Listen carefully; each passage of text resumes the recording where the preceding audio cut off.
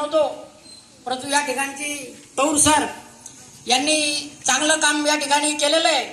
आणि मी आलो त्यावेळेस मी रेडीमेड घर घातलं, म्हणजे मला काही फारशा अडचणी आल्या नाही. आणि त्याच्यामुळे सर्व खंबे वगैरे होते. आणि तेव्हापासून फक्त एक रोड नव्हता.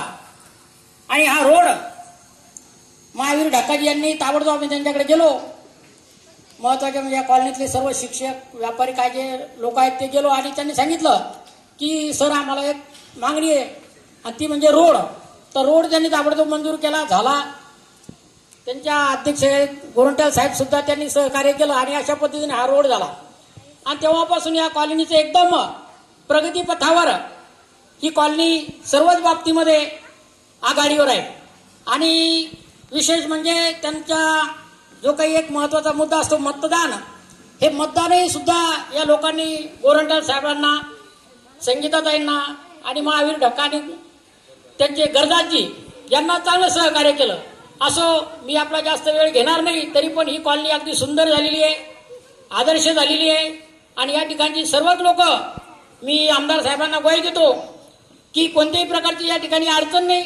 सर्व मतदार आपलेच आहेत, शिक्षक आपलेच आहेत, व्यापारी आपलेच आहेत आणि जे काही उर्वरित मंडळी आहे ती आपलीच आहे.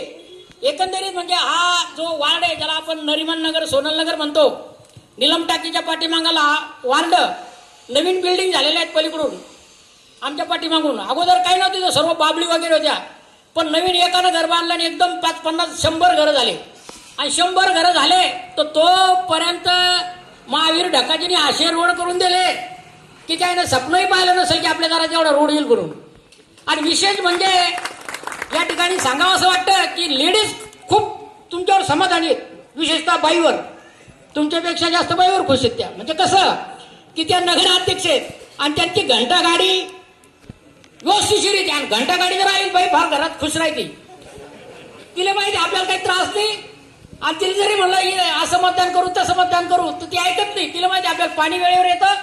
पहिल्यानं 15-20 महिन्यांनी, आधी आता 15 दिवसावर 10 दिवसावर येऊ लागलेले. म्हणजे प्रगतीपथावर आहे, टाक्या वगैरे, पाणी, हे ते सर्व.